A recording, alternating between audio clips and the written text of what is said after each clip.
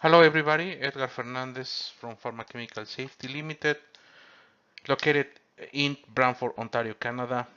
Today is process safety culture, workforce involvement.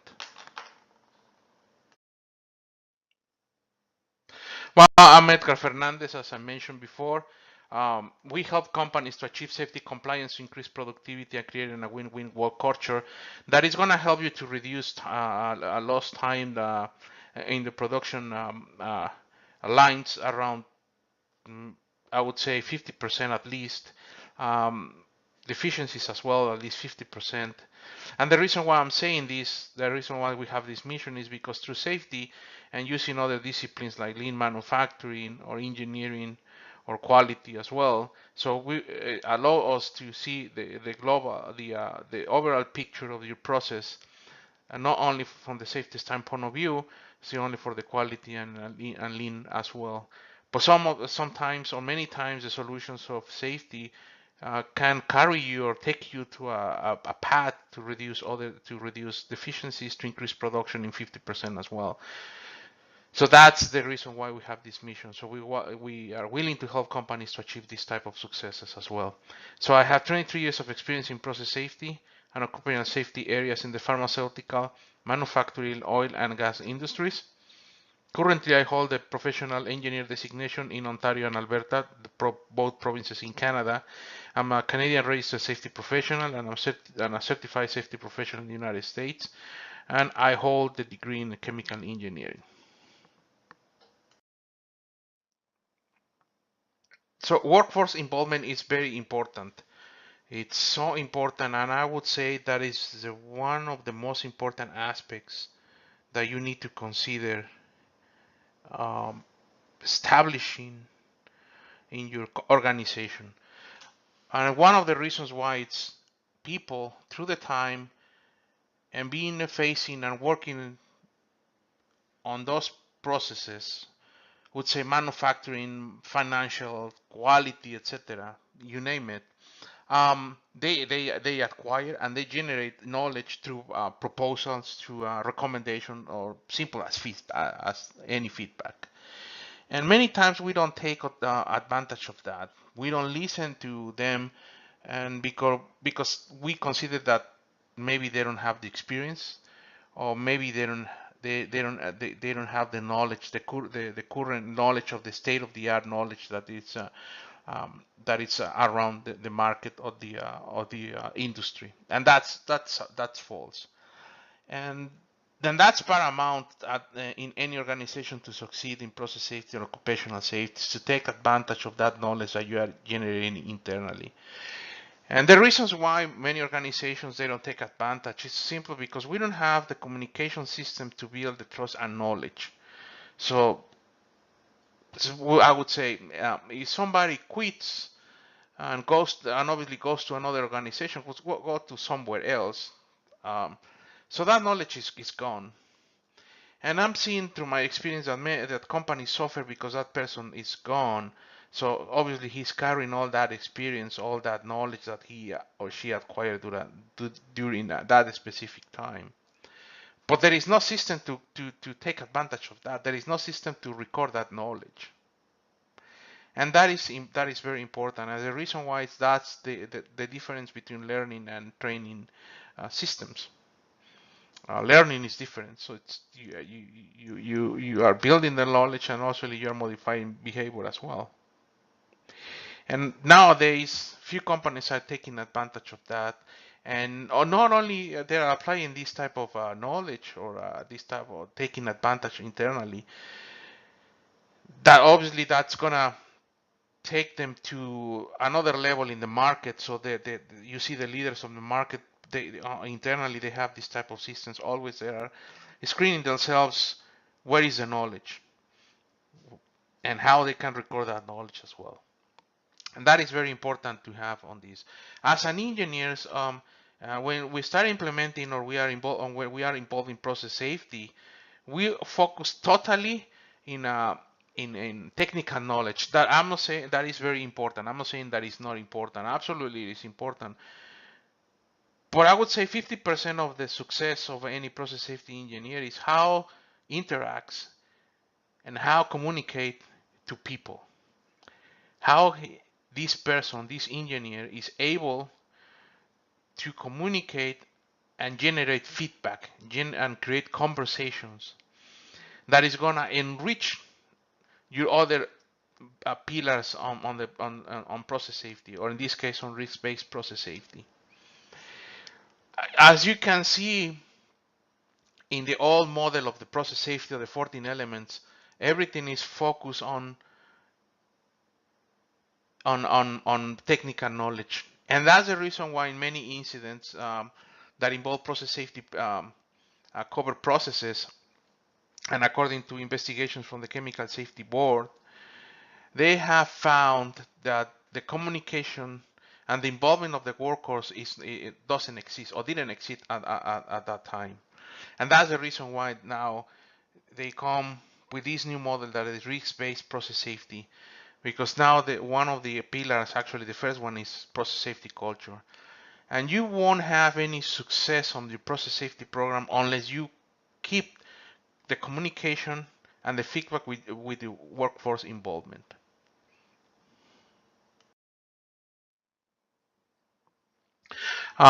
Some of the symptoms of not involvement, I'm seeing through my years these symptoms. The one that I'm seeing the most, it's when you talk to personnel on the floor, right? Operators.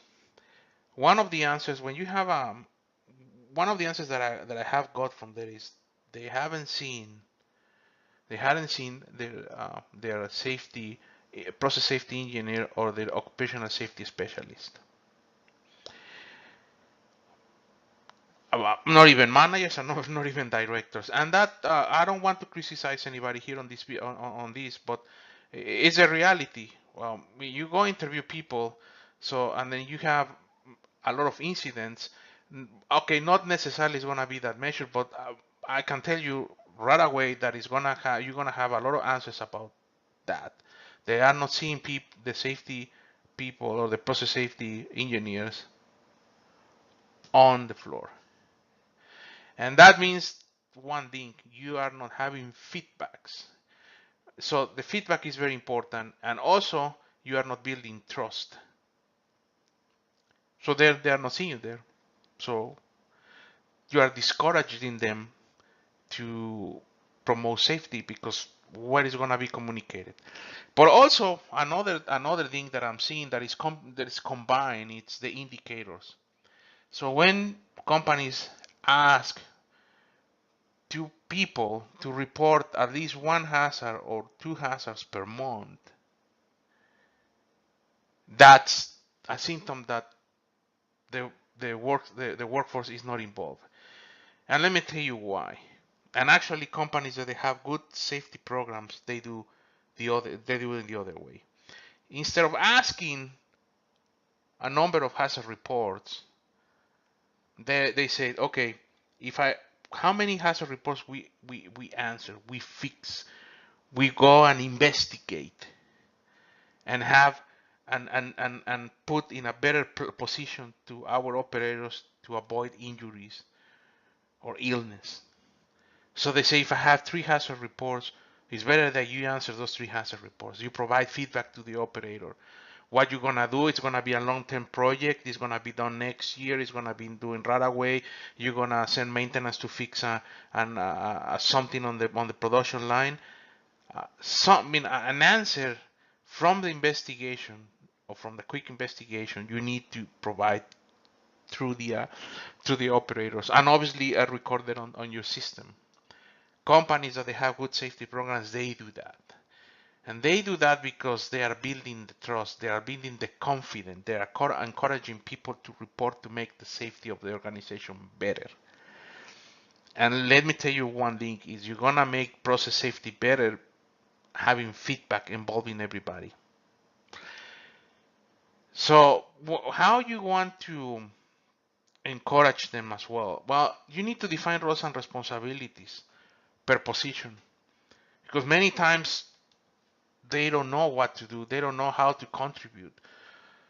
So what is the responsibility of an operator A or operator B or a millwright what is the responsibility and his role or her role in the process safety management program, only on the safety program like core, those type of programs.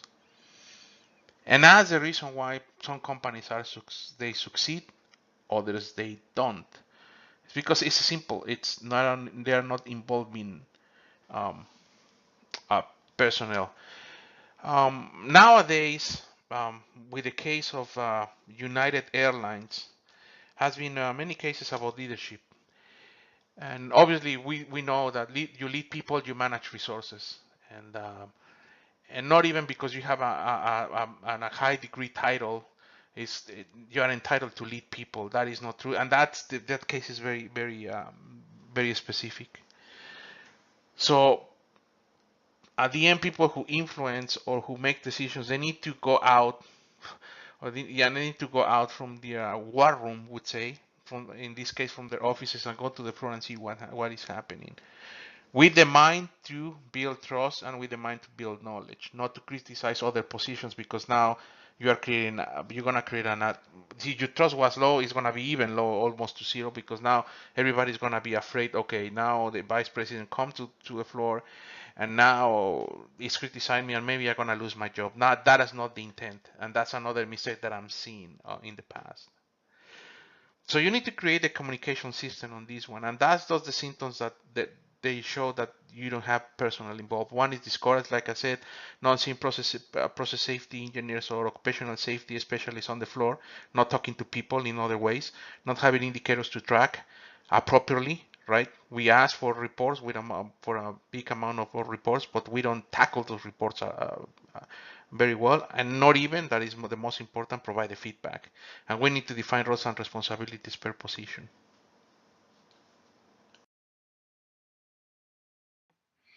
Stakeholders outreach.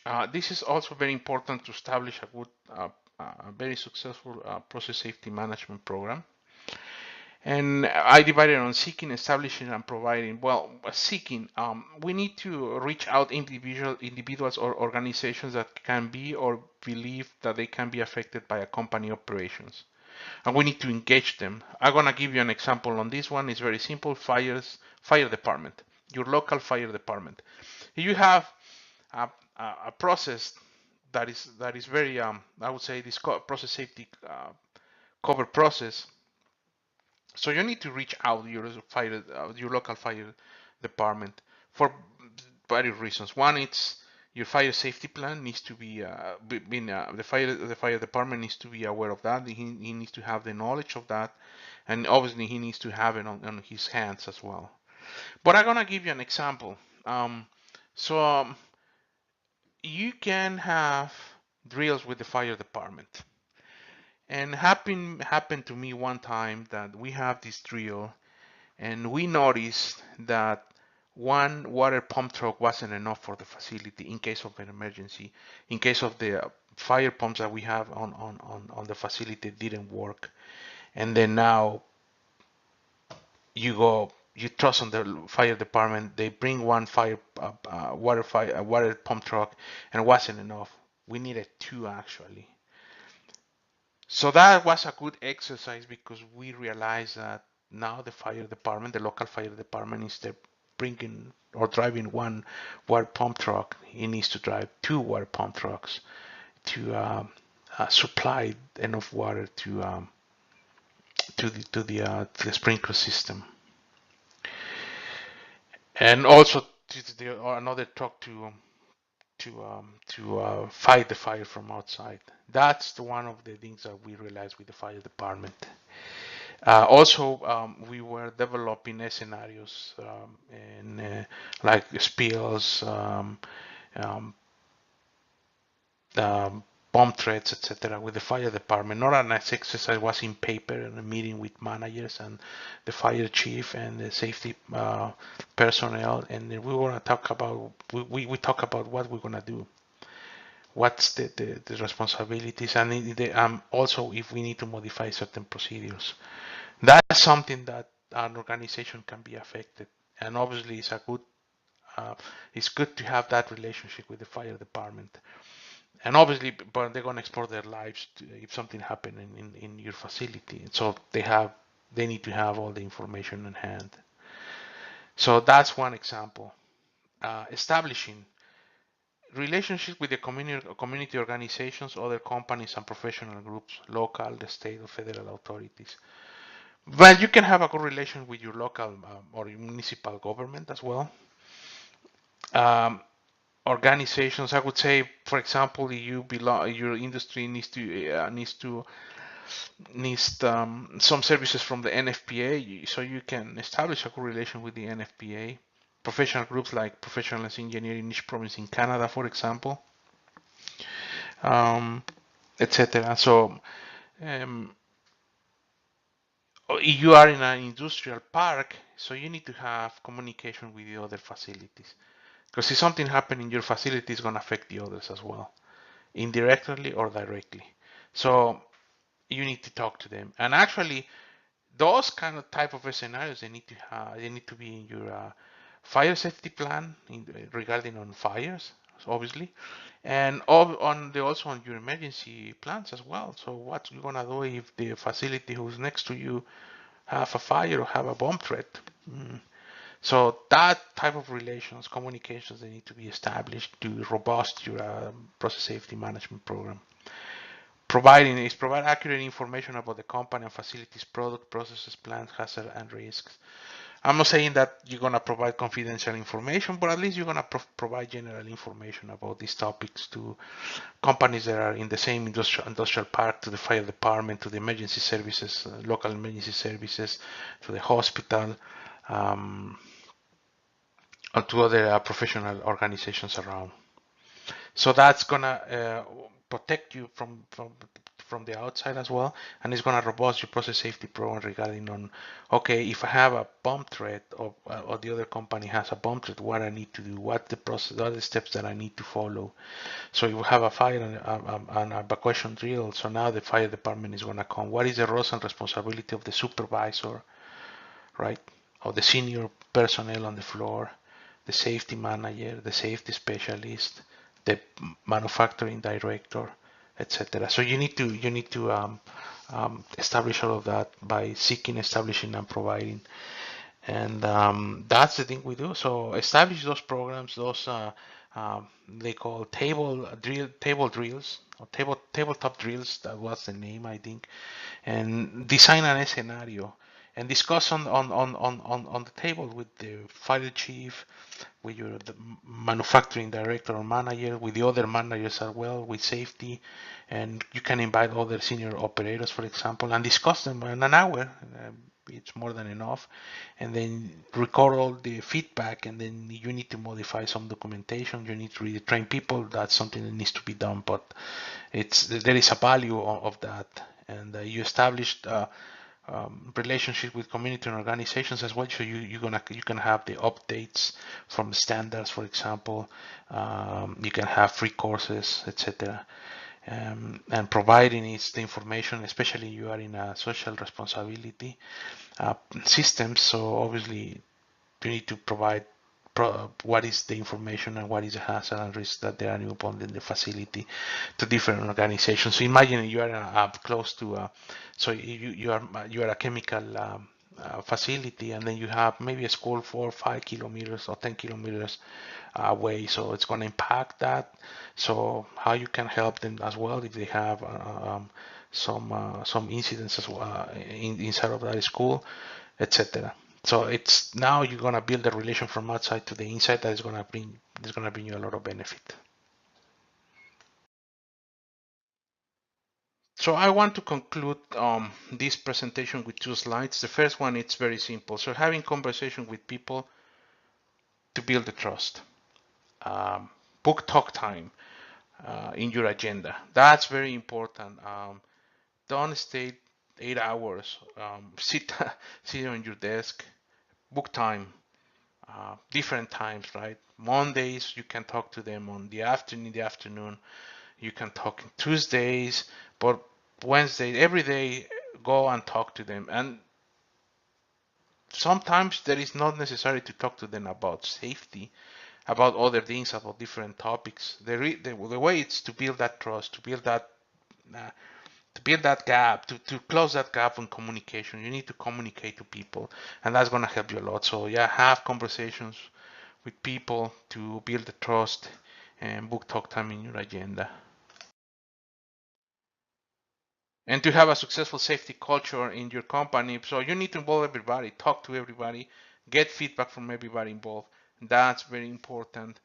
Once you have that, when you close these gaps, when you build trust, believe me, now you're going to start seeing the results little by little. Better feedback, better solutions, better recommendations, more quality in your process hazard analysis, and that the company is going to take it by itself. Thank you very much to listen to this video. See you next time. Bye.